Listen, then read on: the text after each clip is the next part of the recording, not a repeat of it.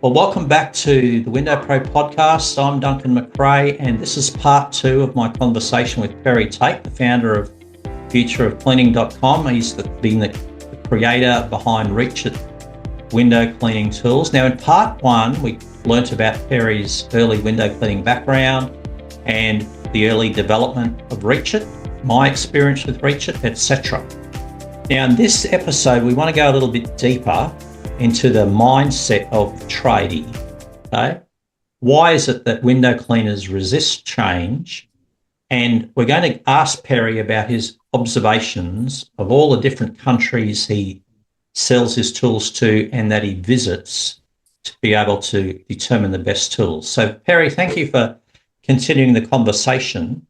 So at the end of the first episode, I asked the question, are window cleaners really held back by their tools, or are they more held back by the way they think about change? What's your view on that?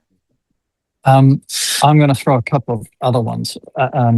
One is called the dumbification of the industry, which is a reseller-seller preference, right? In other words, two is brand loyalty, which everybody loves and we love. And we, as you know, we've got fanboys, and Tucker's got fanboys, and Gardner's got fanboys, and Zero's got fanboys. Like, mix and match is fine. So we go to that. But sometimes guys are stuck on a brand, and then they just go, whatever they sell is what I'm going to buy, and I won't buy anything else, right? And that's erroneous, right? So that's one. The challenge which I see is the dumbification of the industry, because if you run an online store and you're running efficiency, and now you've got AI, and then you want to minimize your staff level, you want to minimize the cost per transaction. This is corporate thinking, right? And so, this tool needs education. No, I would rather sell this tool because they just buy it off the website. And that was said to me directly by the owner of a 110-year-old reseller in the United States of America, right? When he said, I don't want to carry your tools because they require education. So that Which is a sad thing, because the whole point of YouTube, social media, TikTok has become that people are educated. Why are these young blokes starting window cleaning businesses? They go out, buy a waterfed system and set up business. They only do it because they've been educated, rightly or wrongly, that money can be made doing window cleaning. Yes. There's a young fellow who's just in year 12 at a Catholic high school, 5 minutes drive from my place. He is so keen on being an entrepreneur that he's now launched a window cleaning business that he does part-time. He knows he can make better money than working as a tradie, as a carpenter. And so away he goes. That's education. He's gone and studied. He came and did work experience with me for a day. I mentor him all the time. That's the type of thing with education. From a window cleaner perspective, from someone who does mentoring, the more tools, the more variety, the more education, the better the industry, the more expansive the industry becomes. So do you think that in addition to the fear of that having to educate, that people are afraid that if they spend money on new gear, that it's not going to return on investment? Yes, I think that and again, there are multiple buyers in the window cleaning industry. There's the owner operator, there's the guy who's got a worker, right? Even if we just leave it as a binary. And so the guy who's got a worker says the worker is your typical, tough on the tools guy. Remember, we don't use that other word, So he's tough on they're tough on the tools. So he doesn't want to spend any money on the tools. So he'd rather buy a cheap tool that takes longer. He hasn't worked out that the window cleaner's labor is seriously the most expensive part of a window cleaning business. Mm-hmm. And if he could educate the guy to clean windows more efficiently, right, faster and just as well, right, then the cost of a better tool, right, that has a technique and the education to change the technique so you get across the glass faster and leave it just as clean. Yes. Then that tool is a great investment, right? but he's terrified that it'll break. Now, that was very relevant when we had Constructor Brush, because Constructor Brush was not as robust, right? We knew that we had to re-engineer everything to do with Constructor Brush and make it, when we got Radial, to make it incredibly robust to get over that. Otherwise he was right? He spent $250 on a brush and the guy broke it. Then he's in there trying to repair it when he's meant to be watching, TV with his family, So it's partly that. Duncan, not everybody is inclined to be more efficient. Not everybody has confront as part of their character. Yeah. Right? That some people are more robotic is probably a bad word, but it's robotic in the sense that they are designed to do the same thing predictably over and over again and make squillions of dollars. Squillions. The richest guys I've met have that. Not the entrepreneur, not the thinker, not the tinkerer. Those guys, and guys like me as a window cleaner, like, we didn't make the big bucks. Like the guy said, $100 an hour, this brush, this pole, this is how you do it. Go and do it over and over and over and over and over again, and go and get another guy and go and do that over and over and over and over again. And he doesn't challenge any of it. And that's a character. That's a persona. And those personas are not us, This past week, I released a podcast about tools, and the whole premise of the podcast was there is no perfect brand. And being a brand fanboy, I guess, as to use your term, is erroneous, because we should be looking at what tools do I need for this job. Right. One of the replies I got was from a window cleaner in the northeast of England who said he's never used water fed.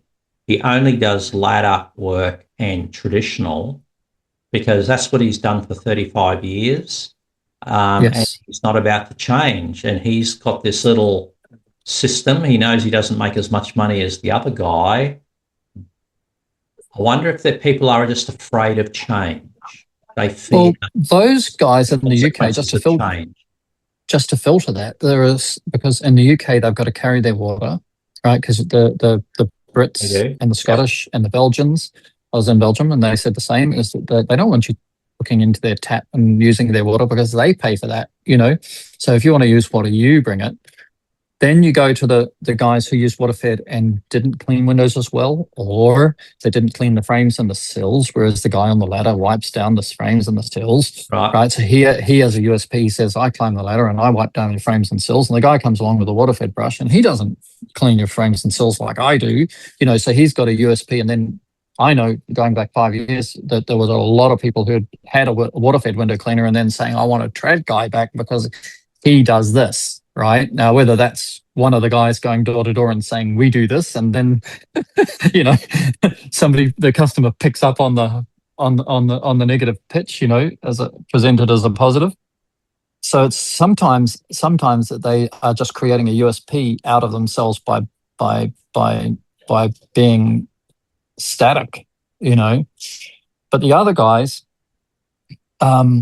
is good enough, is fast enough, and they don't confront that they could do faster, or they've never heard that they could do faster. I mean, let's face it, if you're not curious, that's another characteristic of a person. If you're not curious, maybe you never think, could I do this faster? But guys like you, me and Byron and Peter and all that, like, we're always thinking, I don't think so. Like, there's got to be something, like, we're working on something revolutionary that'll make it faster again, where you go, you can't improve on it. Well, maybe you can, but can you confront it enough to say, what if it could be faster? What would it need? Yeah. And I think in my history that I talked about in that podcast in using traditional tools, I started with brass Etere squeegees and found them frustrating with those little brass clips. Now, Etere's 90 years anniversary this year. Pretty remarkable. But then I transitioned to Sorbo, and I thought they worked well until suddenly the younger Ninja turned up with the really fast change, squeegee rubber clips on the end. It became my favourite.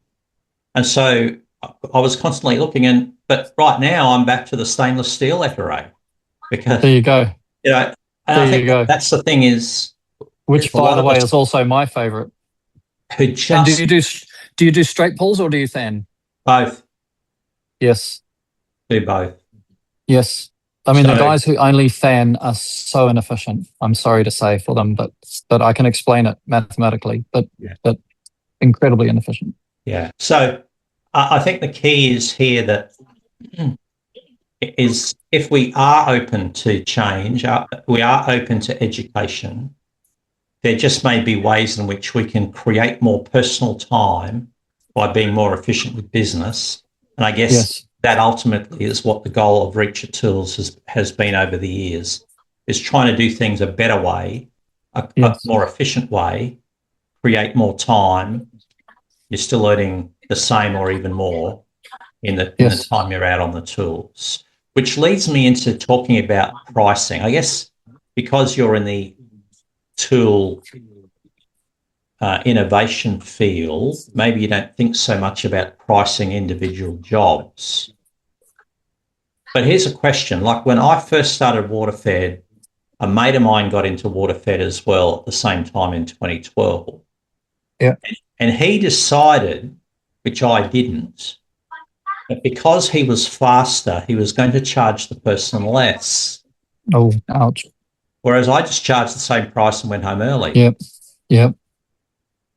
So why do you think some window cleaners feel guilty at charging the same price when it's taken them a little bit less?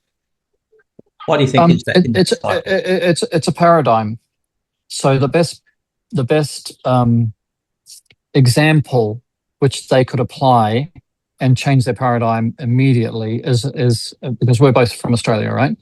So I'm a Kiwi, but Yeah, I'm an Aussie Kiwi, you know, kind of thing. Like most of Kiwis end up in Australia. So, but it's the carpet cleaner, right? So you use the metaphor of the carpet cleaner. Carpet cleaner comes around. He's gone down to Woolies, right? And he's got a carpet cleaning unit. He comes into your house, right? And then he's going to fill it up with hot water from your bath. And then he's going to come and clean your carpets and he's going to say, hey, love, right? Don't walk on them for 24 hours because they need to dry. Or you get the guy who's got a truck mount steam unit, right? He's 3 times the price and he comes in, cleans the house in 2 hours and says, 20 minutes, darling, and you're free to walk on your carpets. Now, which one provides the best customer service? The one that took all day, where you're following him around, making sure he doesn't knock anything, pinch anything, go through your undies drawer, you know, so she's running around checking on everything, making sure he's not a weirdo and, you know, because she doesn't know him from anything, right?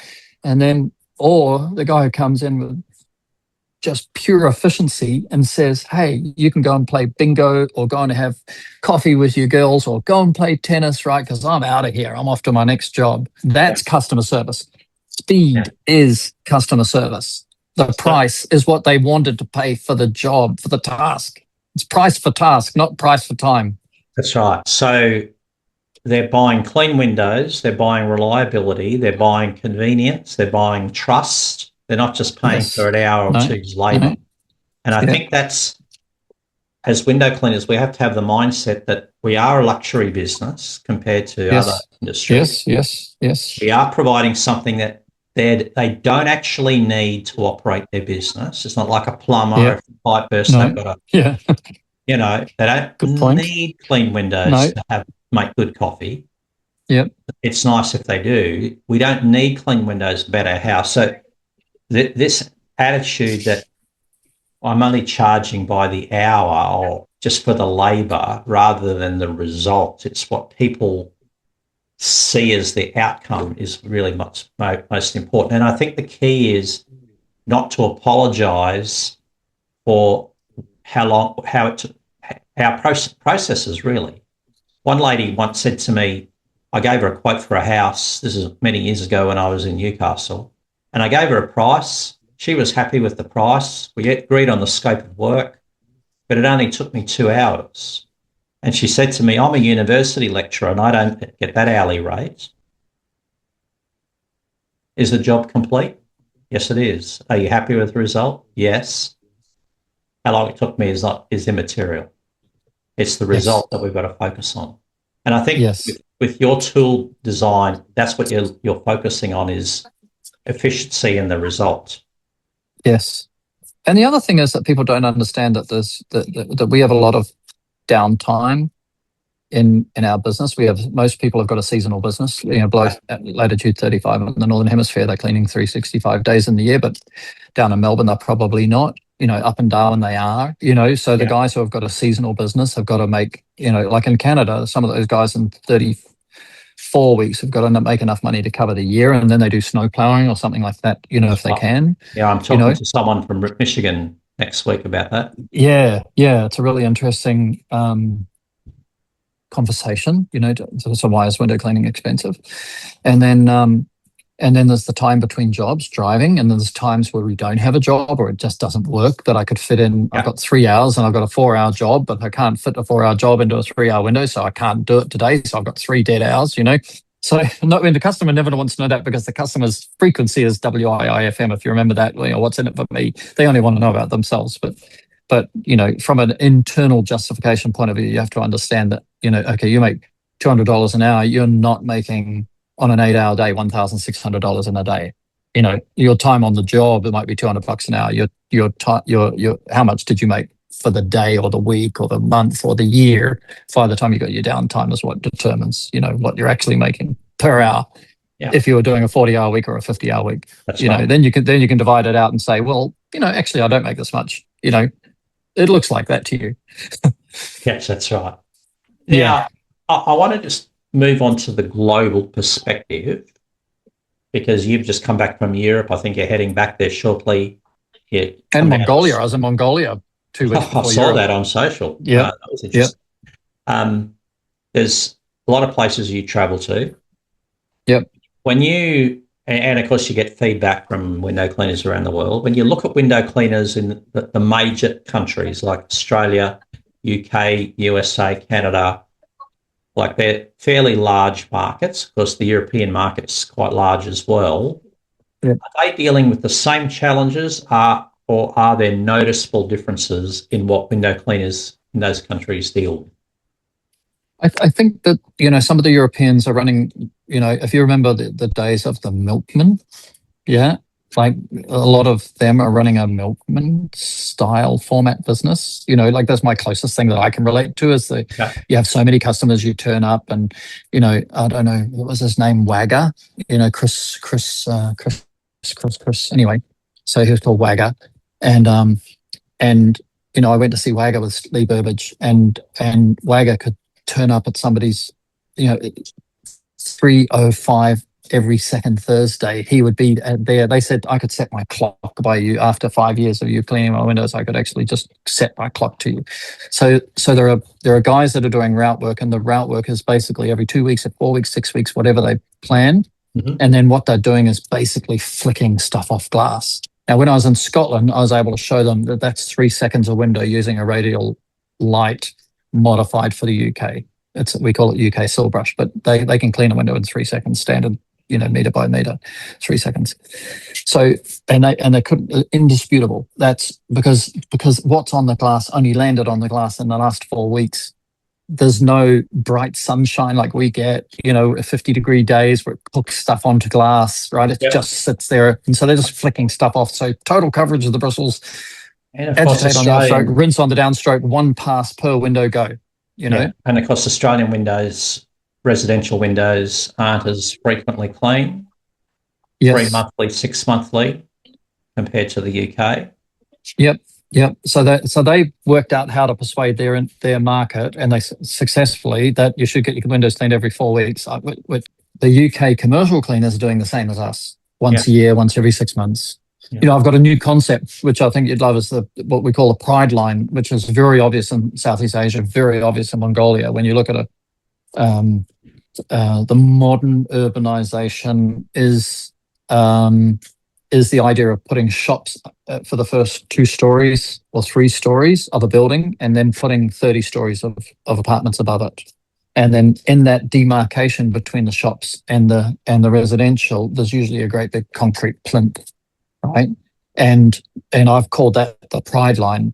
So for commercial, cleaning up to the pride line is something which people see from the street, but above the pride line, you're only cleaning for the benefit of the tenant, right? So that could be once a year, but below the pride line should be maybe once a month or once every whatever, like as often as possible. So do you notice any difference in any of those countries when you travel in their attitude toward investing in new equipment? Is one country a little bit more innovative in their thinking compared to others? The Brits are the hardest to persuade to spend money. They've been well educated, because I would talk about industrial tools versus domestic tools, which if you went to Bunnings, you'd know exactly what I'm talking about. So there's Makita, which would last you a lifetime, and there's Black & Decker, maybe made in the same factory, but designed to fail.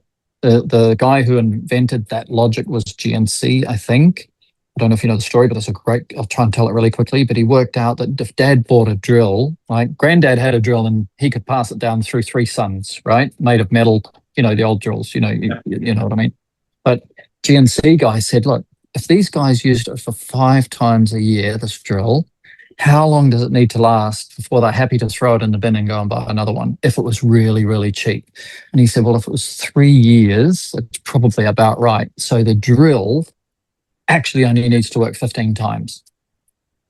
And the guy's happy, right? So then he could cut the quality of the drill down. And Sharp was the same. Sharp brought out the microwave oven, and I had a Sharp microwave oven for 20 years, and Sharp nearly went bust on microwaves. Panasonic came out and made a microwave oven that only lasted 3 years, and everybody threw their old microwave away and bought another one, and Panasonic took over the market, and everybody copied Panasonic. But the Sharp model failed. Right, so when you look at our stuff, we make a product that lasts forever. You can service it. It's fully sustainable. You can change the bristles. You can change every part. It's all available, all the parts. So we only get paid once. We make one tool. We design it. We do the innovation. We pay the R&D. We pay the engineers. We suffer the failures. We suffer the learnings. And so then we get paid once, because we don't make a throwaway brush. Yeah. And then we make our money because guys understand the mentality of saying, I need a tool for the task. I have a 14-inch brush, I have an 18-inch brush, I have a 22-inch brush, no different than squeegee channels. I have a brush that has scrubs on the inside. I have a brush that's really aggressive. I have a brush that fits into French pane windows. He understands if I get the right tool on the task, I'm going to be more efficient at that task. Yes. Whereas the universal broom style brush of all the different shapes and sizes that don't do very much different from an efficiency point of view, apart from maybe clean the sides of the frames at the same time, which I totally appreciate. Then they are basically plastic brushes with plastic bristles with metal staples pushing them in, and maybe a bolt-on rinse bar if they're trying to emulate efficiency. Or they've got the pencil jets inside, and the guy's got to take it off the glass and spend the time rinsing with a rinse phase, chasing dirty water off glass. So what's the question? What am I answering? I'm rambling. Some countries are more interested in? Affordability is a big one.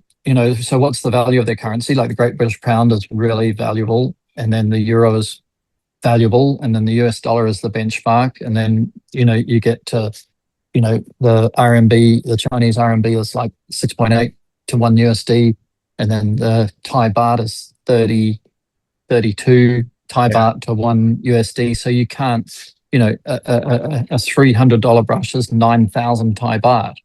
But if the average guy in Australia was earning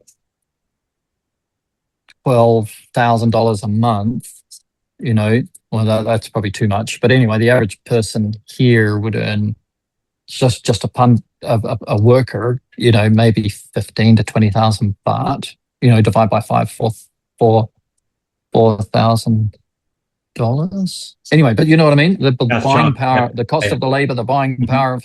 So that boils down to when's the return on investment. In the strong economies, we can promise a faster return on investment, and in the weaker economies, we have to say, well, you get a return on investment after a month or 6 weeks or 8 weeks or something like that, because their cost of labor is so low. Yeah. Yes.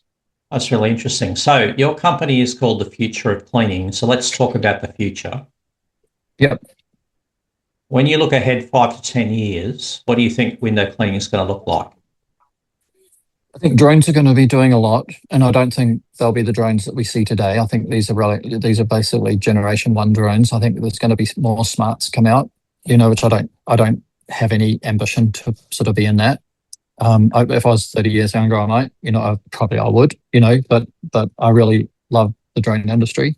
I think I wonder sometimes about nano coatings, but the weakness of nano coatings is that under the eave, the rain never gets to the window, so you don't get you're always going to get a dirty line, even if the rain can take the dirt off the window. But I wonder if somebody's going to make a nano coating that's so amazing that the wind can blow the dirt off the glass. I don't know, you know. I'm working on. I get asked that all the time. What about the nano enduro shield, the nano coating? And so I've talked to people who've had it done. It's a 50-50 split. Hate it or love it. There's Right, no. but as soon as they've got a decent eave, which in a sunny country like Australia, like in Britain, they don't need big eaves. We have big eaves because we're trying to put a bit of sunshade on the wall so that the wall doesn't heat up so much. And the bigger the eave, the more the protection from the rain, the less of the window gets hit by the rain. So you don't have water to use the nano treatment with. You can put nano treatment on a pool fence, sweet as, totally agree. But putting a nano treatment on the house, or a commercial building maybe. But homes in Australia, no. And a Queenslander is the ultimate example of that. A Queenslander with a balcony all the way around, the rain never gets to your windows. That's the whole point of the Queenslander. That's right. Yeah. So I think we're working on liquid filtration. This is my coined phrase, but basically getting rid of the filter totally, so you don't need pure water. I think that would be a wonderful thing, because I think that part of the biggest cost of water-fed window cleaning is the filter, and the biggest rip-off as well. The guys are being overcharged for filters that they don't need, or are over-engineered, let's say, innocently to the reseller, but over-engineered or over-margined, So I think we'll probably have a go at busting that open. Well, not probably. I've been working on it for 8 years, but it's always been my passion to say, how do I clean windows with tap water? And I don't need a filter, because the filter's the problem, right? Well, there's tap water and there's tap water. Obviously, Adelaide's pretty gruesome. A mate of mine is in Devonport. He measured his TDS the other day, and it was 45. In Ningbo, where our factory is, it's 36. Yeah. Melbourne, it's 30. I'm working 30. I would swear, I'll tell you the most amazing story. I was in Mongolia. We took our kit over with us, and we'd posted over, shipped over some DI tanks, and we said, buy the resin locally. Now, then we all trying to find resin and mixed bed DI resin 50-50 1-to-1 in Mongolia. No chance. So we ordered some, but it didn't arrive. So I said, okay, I'll do all the demos with tap water. TDS 180. The windows dried spot-free, shiny, glistening, most amazing, like just as amazing as this DI water. And I go, because I'd already got to the point of 50 and 100 can be spot-free, but this was TDS 180, spot-free, shiny, nothing I've got a question to be seen. for you about that. I've got a question about that. You live in Thailand, and I've lived in Thailand. And I cleaned windows for 15 years before I went to Thailand, and I've been cleaning windows for 10 or 15 years since. Mm-hmm. The glass that they have there is totally different to the glass we have in Australia. Is that contributing to the ability of cleaning with a higher TDS compared to Australian glass? Don't know. My example was Mongolia, but the tap water here leaves spots on the windows at the office. So I know that here. Yeah. I don't know about Mongolia. My summary of why it is because if you think about the frequency of light, white is the reflection of all light, black is the absorption of all light, and then you go to the periodic table in the top left-hand corner is lithium, sodium, calcium, magnesium, potassium, all which dry white. Yeah. And hard water is calcium and magnesium, lime, basically. So when water goes through the minerals that dry white. They pick up those minerals, and then that will leave a spot at TDS over 10. But if it doesn't, if it's lake water that's got a rock bottom and it runs over, it gets taken out of the lake with a pipe, so it's basically rainwater that ran across some dirt, settled. They take the water off the top of the lake, right? And what minerals has it got in it? Nitrates, nitrides, sulfates, sulfides, and they all dry black. Then you can't see them. Are they there? Yes. Is the window got a spot on it? Yes. Can I see it? No. Well, the best spot-free meter is not your TDS meter. That's a conductivity meter, right? The best spot-free meter is the human eye. If you can't see it, is it there? Right? Did the tree fall? You didn't hear it. Yes, it's fascinating science, isn't it? So if you were so I ask a lot of my podcast guests, if they were asked a question by a new window cleaner, what would you answer? So here's the question for you, Perry. What should a new window cleaner be studying now about the industry? There's another rule in business that if your margin is over 25%, focus on sales. And if your margin is under 25%, focus on costs, right? Cost reduction. Our margin is well over 25%. So focus on sales, marketing and sales. Like, how do I get new customers? You can go back and redo a job. You can lose customers. I'm not promoting it, but if you can continue to get revenue, sales can pay for mistakes, right? But buying the best gear is not going to get you sales, right? So it's character, personality, public speaking, decorum, politeness, gentleman habits. What makes you likable, right? Step one, basically find out how to be likable. Yeah, you've got to work out what your values are. Try and establish those values and operate. Know yourself. Yeah, know who you are. So personal development is going to pay way more dividends than equipment will. Yeah, so that's now the last area that I want to bring in, and I mentioned in our first episode I was going to talk to you about this. The reality is that anyone who creates something, sells something, or tries to change an industry is going to face criticism. Some of the criticism will be useful, some it won't be. How do you handle, since you are an innovator, how do you handle being someone... And I do get criticised. Yeah, how do you handle criticism? Have you had to develop a thick skin? Yeah.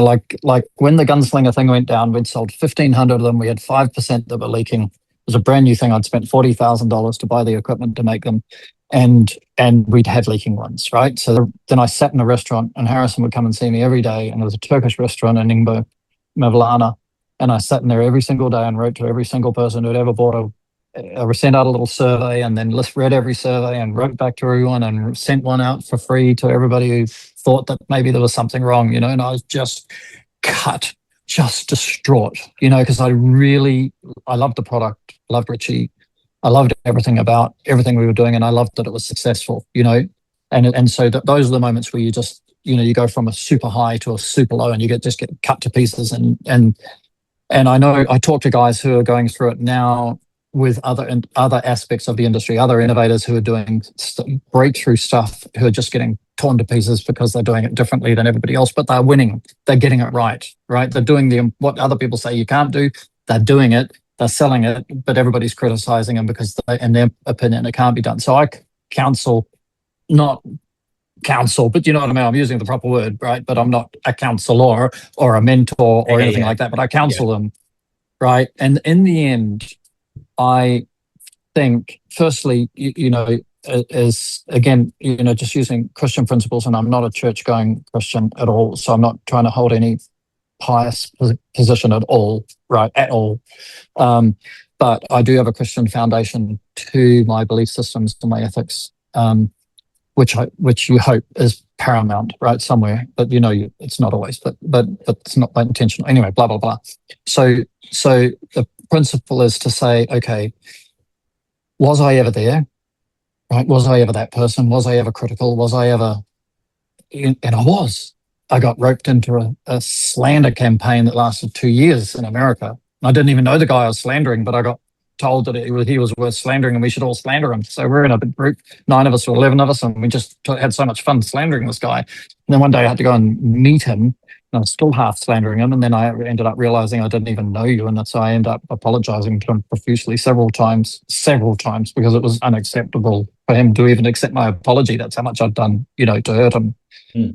So I go, okay, A, I've been that guy, right? B, when you are that guy, you are not. Where do you sit? So you apologise to that guy? No, yeah. When you are that guy, where do you sit on the emotional scale of life? Yeah. Are you being biophilic, or are you being necrophilic? In other words, are you inclining towards the lover of life and the happiness and euphoria and other people's pleasure and other people's right to be a happy person, or are you, for whatever reason, and we've all been through some dark times, are you actually inclined towards hurting people, hating people, disliking people, cutting people down? And so it's the self-examination to say, thereby, but by the grace of God go I, or there, but by the grace of God go I, right? I have been that person. I could be that person. I'm lucky I'm not that person. The ability to say I've dug my way out of that way of life, that chapter of life. They are in that chapter of life. They are not in a biophilic phase, and so they're taking it out on me. And then they, as a rule, they're not people who have taken the risks that I've taken, and so it's so easy to sit back and criticize what I tried, and I'm sorry I got wrong. Like, do you imagine how lovely my life would be if everything I did was amazing first time? Like, But I'd be. the reality is that life does have its ups and downs. It has its success and it has its failures. We have to learn from failure. But the challenge we have, this is what I've experienced, and probably you have too, Perry, is that people have an abundance mentality. Like, there's enough for everybody. Yes. There's enough window cleaning. That. I can't do all the cleaning in my area, so I'm happy to share it with someone else. Yeah. I'm happy to promote someone else's business if I know they're a success. Yes. People who have a scarcity mentality, they don't want to talk to their competitors. No. They'll bag their competitors. Yeah. And I've been on the receiving end of that. So in the innovating scene, you're going to get that. I guess it's called, it's the hate speech that is common on social. Yeah, that's what it's tagged now. People who just haven't done anything with their life, and they're envious of people who've put their neck out, prepared to spend money on doing something different. Big bucks, when you're manufacturing, it's big bucks, and the thing is, like, a lot of people have said to me, you shouldn't be a personality, you should just have a brand.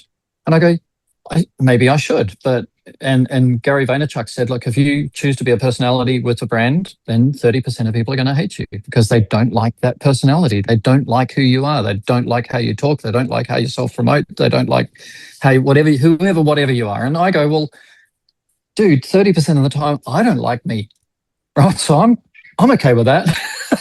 Do not like me all the time, right? Well, so I'm happy that 30% of people don't really like my personality. That doesn't mean that the character assassination of Perry Tait should reflect across the brand of Reach It, because Reach It is not what I don't make any Reach It tools. I haven't been in my factory for 3 years, right? All the tools are made by an amazing team of family members who have got children, who have got ambitions and loyalty. They've all been with us for 8 years.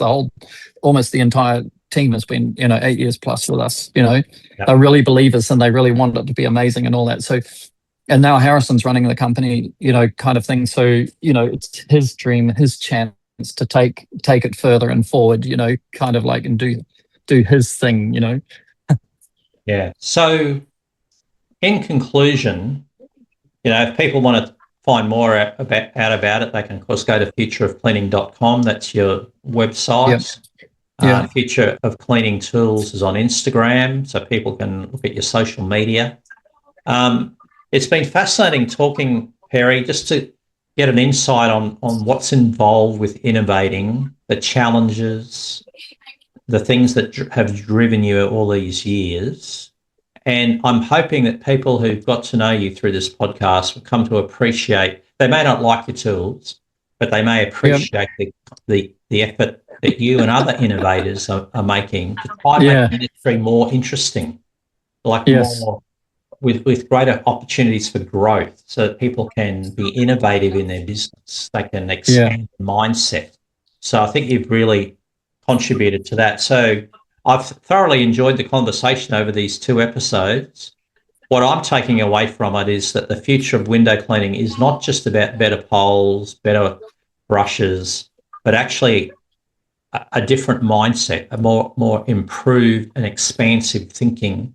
Because that way, if you can think more expansively, it gives Yep. personally a chance to improve, your business to improve. You'll embrace new ideas and tools that come along. And Yep. any window cleaner listening or watching this on YouTube, listening to this on Spotify, don't be afraid to expand your thinking. It'll help you make better money. It'll help you build a much more interesting business. And ultimately, you'll find success in the industry and you'll stick at it a long time. Thanks so much for the Definitely. time today, Perry. It's been a great pleasure talking to you here on the Window Pro podcast. And you, sir. And you for sure. So thanks for listening today. If you're looking to free up your time and just run your business more efficiently, check out Squeegee app. It's the tool that I use every day to run my window cleaning business here in Australia, McRae's Window Cleaning. In the show description below, you'll find a discount code that will give you the first 12 months a discounted rate on using Squeegee app. So check it out, Squeegee app. It's the smarter way to run your window cleaning business.